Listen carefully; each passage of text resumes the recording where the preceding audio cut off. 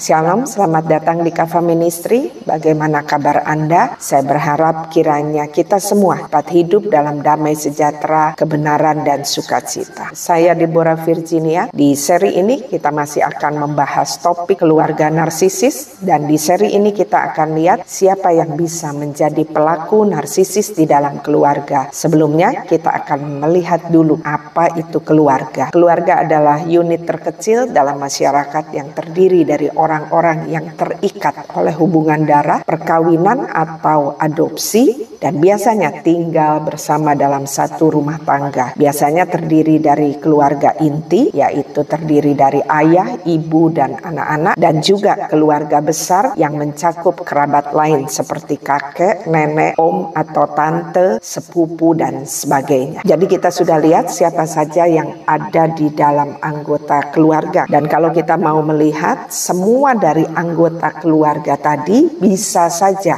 untuk menjadi pelaku narsisis dalam keluarga. Tetapi dari banyak tulisan dan pengalaman yang saya temukan, yang paling banyak pelaku narsisis dalam keluarga adalah orang tua. Atau bisa juga kalau dari keluarga besar, biasanya yang punya otoritas lebih dalam keluarga, seperti misalnya kakeknya atau neneknya, tante atau omnya. Jadi kalau kita mau telusuri atau mau mencari awal pangkal dari pelaku narsisis, kita sulit untuk menentukan awalnya dan juga sulit untuk menentukan akhirnya. Kenapa?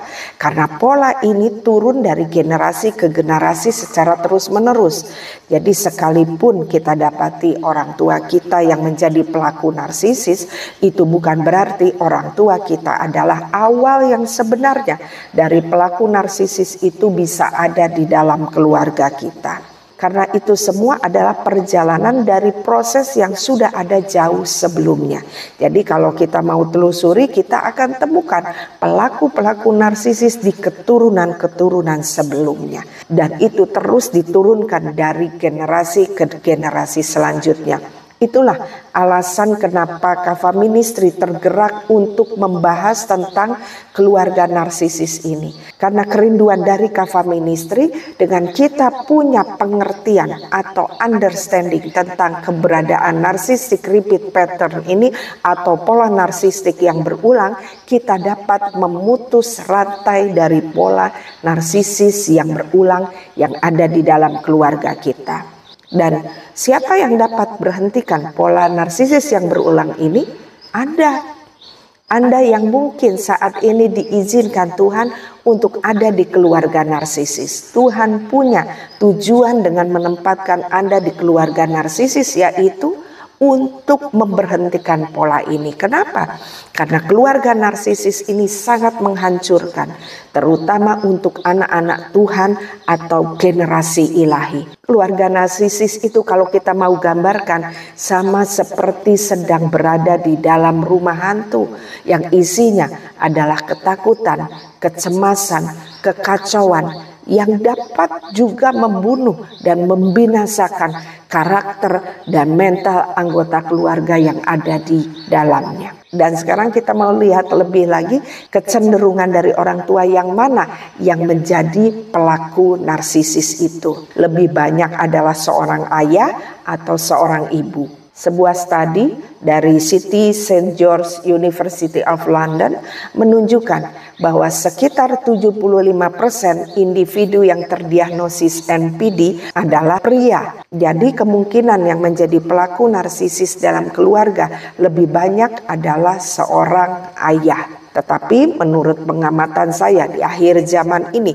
juga mulai banyak muncul perempuan-perempuan yang punya gangguan kepribadian narsistik atau NPD. Jadi mungkin nanti ke depan akan banyak juga pelaku narsisis dalam keluarga yang adalah seorang ibu. Dengan memiliki orang tua yang NPD, bisa itu seorang ayah atau seorang ibu, dapat menimbulkan dampak buruk yang signifikan pada anak-anak mereka. Tetapi kalau kita mau membandingkannya, maka beberapa ahli berpendapat bahwa keluarga yang memiliki ibu seorang NPD kemungkinan akan memiliki dampak lebih besar pada kepribadian dan mental anak-anaknya, dan juga berpotensi lebih bahaya serta lebih sulit untuk diatasi daripada pada keluarga yang memiliki ayah seorang NPD. Kenapa?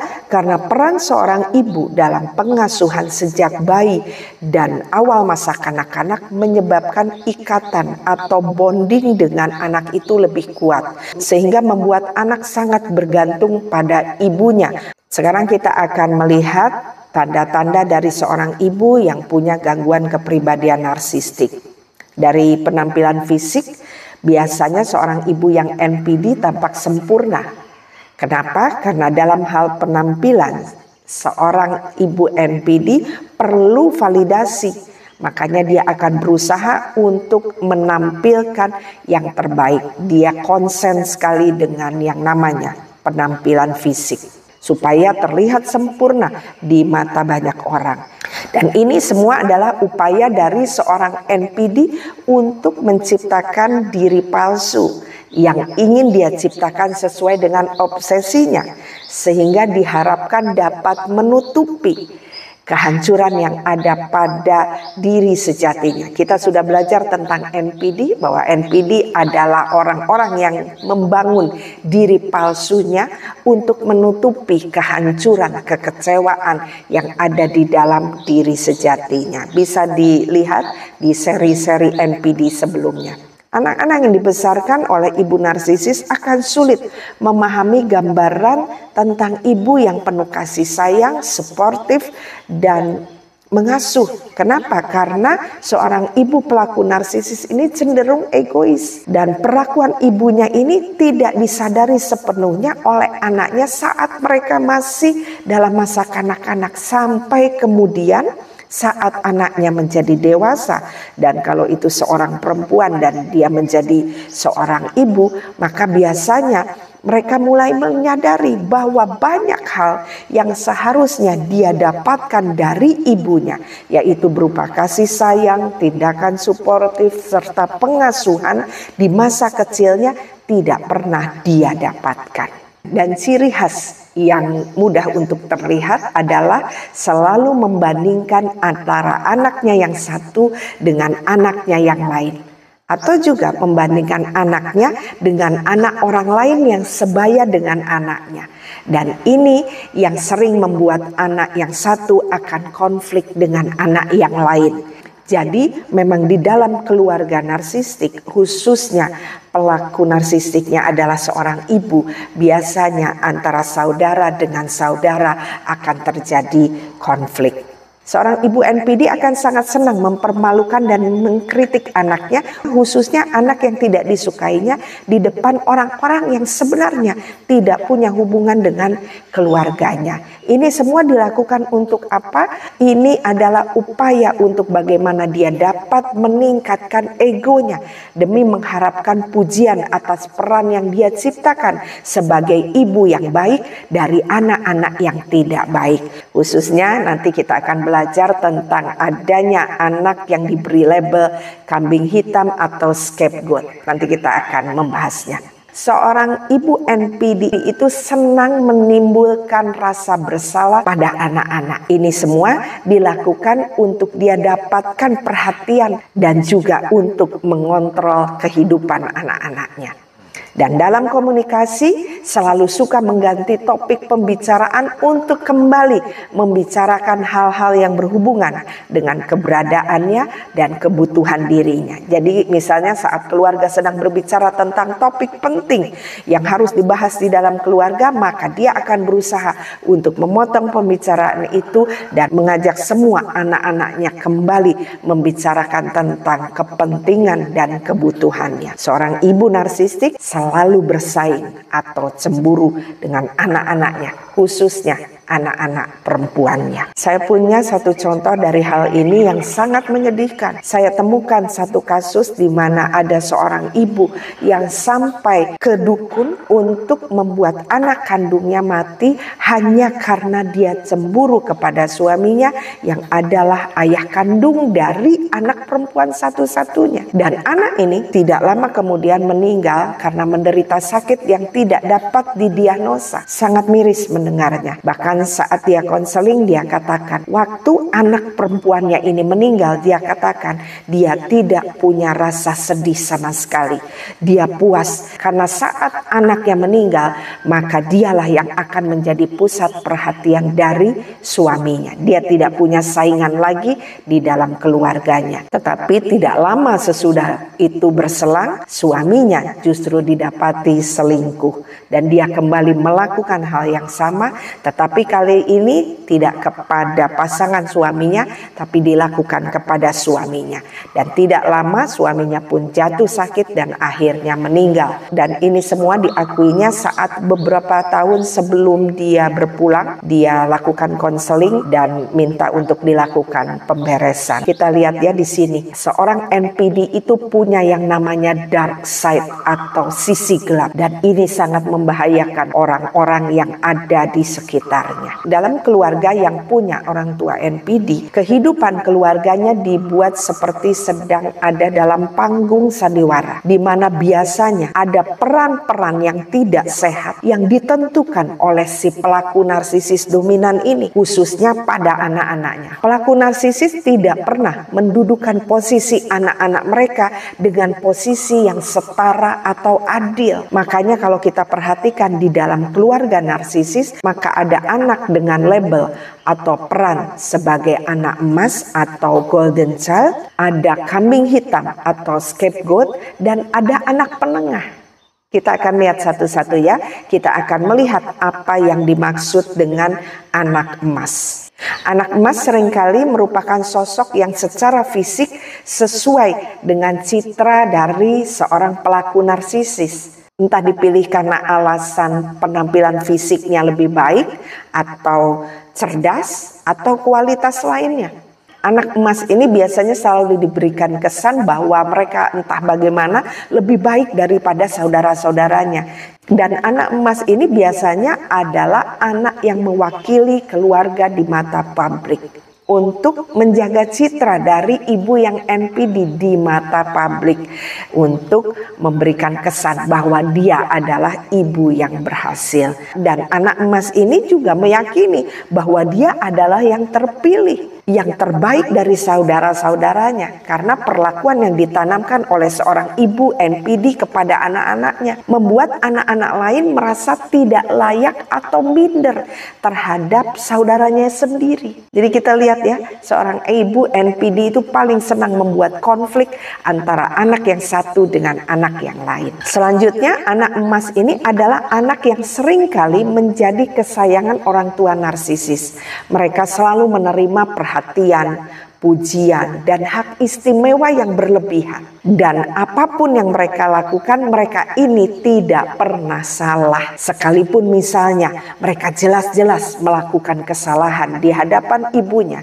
yang jadi pelaku narsisis, anak emas ini adalah anak yang selalu benar dan anak yang sempurna. Tetapi sebenarnya anak emas yang seringkali dimuliakan oleh seorang ibu yang NPD ini sebenarnya juga sekaligus memikul tanggung jawab yang besar. Kenapa? Karena seorang ibu yang NPD mengharapkan anak emasnya dapat memenuhi semua keinginan dan kebutuhan validasinya. Jadi sekalipun sepertinya mungkin anak emas ini tampak memiliki kehidupan yang lebih baik dibanding anggota keluarga lainnya, tetapi sebenarnya mereka juga adalah korban karena mereka memiliki tantangannya sendiri, yaitu mereka harus memenuhi obsesi dari ibunya. Jadi posisi apapun seorang anak dalam keluarga narsisis, semuanya adalah korban sekalipun itu adalah anak emas. Jadi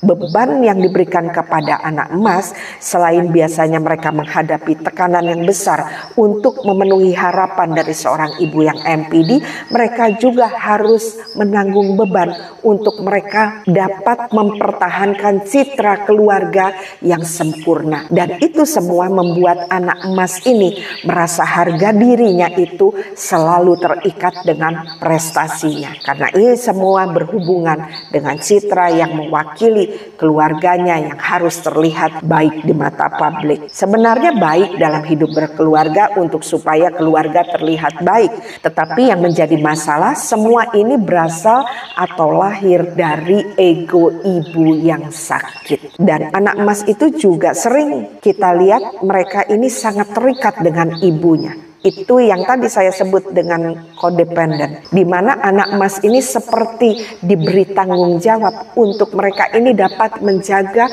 emosi dari ibu yang narsisis ini, sehingga kadang-kadang membuat sulit untuk anak emas ini menetapkan batasan untuk mereka sendiri. Anak emas tidak berani untuk berkata tidak kepada ibunya, sekalipun itu merugikan dirinya, karena dia punya beban untuk selalu menjaga emosi dari ibunya. Makanya kita dapat melihat, sekalipun mungkin anak emas ini nanti akan berkeluarga, dia akan tetap punya bonding yang kuat dengan ibunya.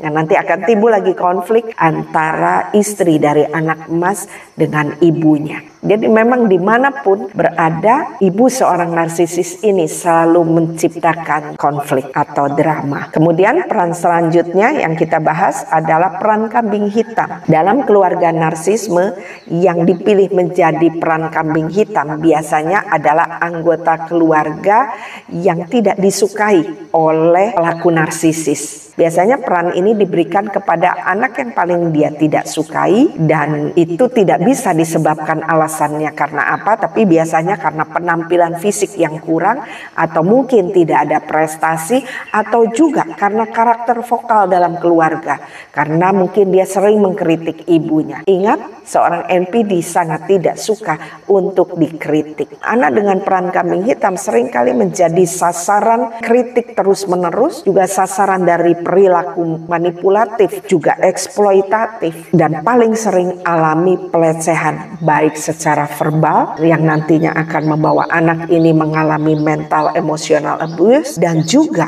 secara fisik. Kekerasan fisik terjadi di sini. Peran yang dibuat yaitu kambing hitam ini sebenarnya lahir dari jiwa kerdil seorang NPD yang tidak berani untuk menghadapi masalah-masalahnya, sehingga peran anak kambing hitam ini berfungsi untuk mengalihkan masalah-masalah pelaku narsisme ke pundak dari anak kambing hitam ini. Sehingga dengan menciptakan peran kambing hitam, maka dapat digunakan untuk melampiaskan emosi-emosi negatif dan juga kekurangan-kekurangan dari seorang ibu yang NPD. Peran selanjutnya adalah anak penengah. Siapa itu anak penengah dalam keluarga narsistik? Anak penengah ini sering menjadi penetral, tidak terlalu menonjol anaknya biasanya, tetapi dia bisa diandalkan. Anak penengah ini berfungsi untuk menjaga agar semua orang di dalam keluarga itu tetap tenang, bahkan jika itu berarti harus mengorbankan dirinya. Makanya kalau kita melihat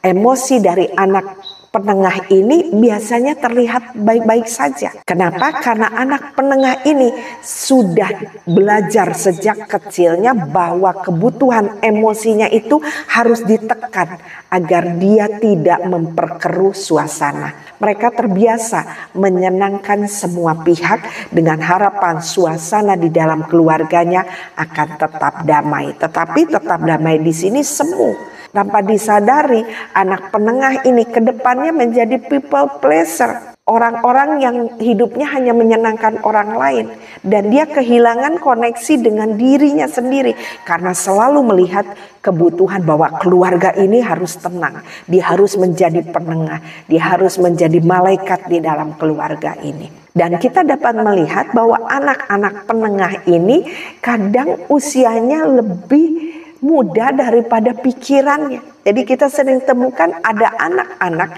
yang pemikirannya itu dewasa. Itu bukan karena kehebatan seorang anak-anak, tapi karena dia berusaha selalu untuk menjadi penengah dari keberadaan keluarganya yang chaos. Jadi dia harus selalu memposisikan semuanya damai sampai akhirnya dia lupa akan keberadaan dirinya sendiri. Makanya anak-anak penengah ini ke depannya beresiko mengalami gangguan kecemasan atau anxiety, dan juga kesulitan untuk membuat hubungan ketenangan di masa dewasanya. Jadi sekali lagi, anak penengah ini adalah anak yang dituntut oleh ibunya untuk menjaga ketenangan dalam keluarga. Diharapkan dia selalu dapat menengahi konflik, bahkan ikut meredakan ketegangan yang sebenarnya bukan tanggung jawab dari anak penengah ini. Sebenarnya konflik yang ada ini adalah tanggung jawab dari orang tua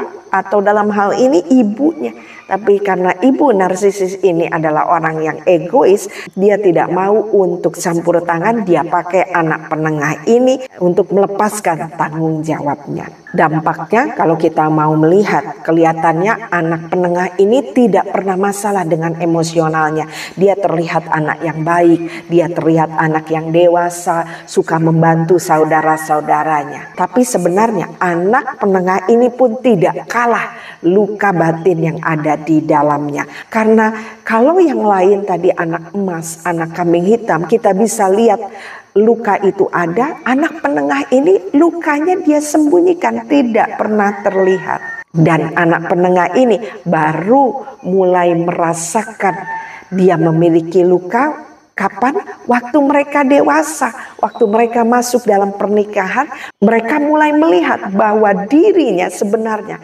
memiliki luka yang dalam yang berasal dari keluarga masa kecilnya. Jadi kalau kita lihat ya, baik anak emas, anak kambing hitam, anak penengah, semuanya adalah korban. Seorang ibu yang NPD biasanya memperlakukan anak laki-lakinya menjadi anak emas. Sementara yang menjadi kambing hitam itu biasanya selalu anak perempuan. Demikian juga nanti kalau kita mau melihat pelaku narsisis yang adalah ayahnya, maka yang menjadi anak emas itu biasanya anak perempuannya. Sedangkan yang menjadi kambing hitamnya adalah anak laki-lakinya. Sekarang kita mau melihat apa dampak dari ibu yang NPD kepada anak-anak perempuannya. Anak perempuan dari seorang ibu narsisme kemungkinan mengalami tekanan emosional yang tinggi, yang membuat akhirnya tumbuh dengan memiliki kepribadian yang rendah diri atau minder, juga menjadi orang yang bimbang dan kesulitan dalam membangun hubungan yang sehat.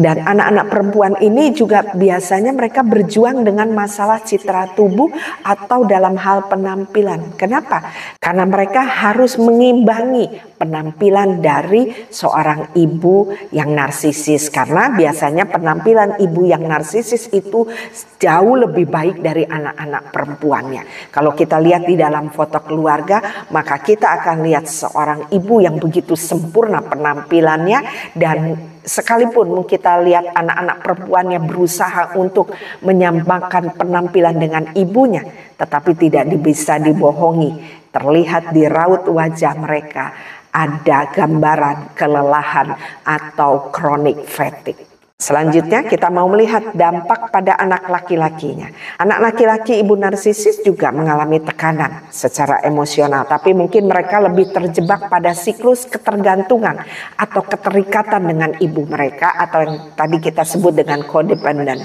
Dia merasa bahwa dia ini harus bertanggung jawab untuk menjaga emosi ibunya, sekalipun dia tahu keberadaan dan karakter ibunya ini tidak baik. Anak laki-laki dari seorang narsisis ini biasanya ketakutan untuk terpisah dari ibunya.